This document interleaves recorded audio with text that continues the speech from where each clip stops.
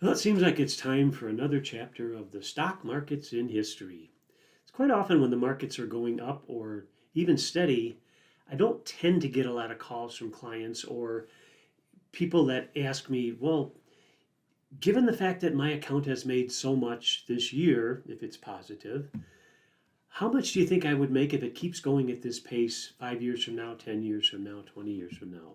Conversely, when we see volatile times and the market takes a dip, I quite often get calls from clients asking, one, how much money is my account now? And two, well, if it continues at this pace that it has been going in the last, whatever, 5 days, 3 months, how long is it going to be before I run out of money?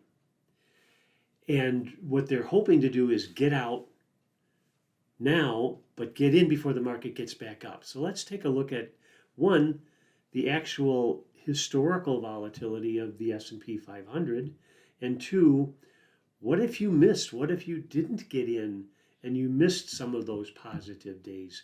Would there be much of an effect on your account? I'm going to be pulling up two tried and true slides, albeit updated, to give you some perspective. Now keep in mind, past performance is no indication of future results, but history does have a value. This first chart, supplied by J.P. Morgan, shows how the S&P 500 has done since 1980 in not only end-of-year performance, but intra-year downturn. If you looked at the red dots and the red numbers on this chart, they show what were the low points each year for the S&P 500. The black bars indicate how did the year end. If you notice, the vast majority of those black bars are positive. There are some that are in the negative, but even those, there are only a few that are really extremely negative. Many of those years with some significant downturns finished on the positive side. So what if you did get out and said, okay, well, I just don't want to be in it anymore, but let's get in before the market goes back up? The likelihood of doing that is pretty slim. What if you missed some of those days? Would there be much of an effect on your account? Well, the second chart I have, supplied by LPL Research, illustrates pretty clearly that that may not be the best strategy.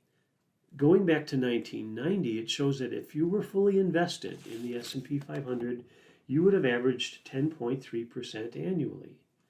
What if you missed just the best day that year? You weren't in the market for that one day. Your average would have gone from 10.3% a year to 6.3% a year. What if you missed the best 3 days? Now you're almost zero. You're at 0.6% annually for that whole time just by missing 3 days.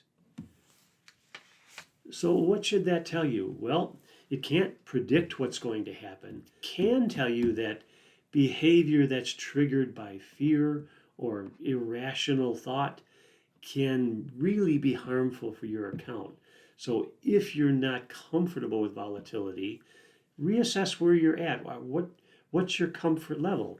Would you rather be in more conservative investments? And that's fine for some people. They just have to understand that they either in retirement planning have to put more money into the pot or work longer. And sometimes that's okay. There is no one right way to invest. There is the way to invest that keeps you from being the worst version of yourself as far as decisions you make to get to your goal.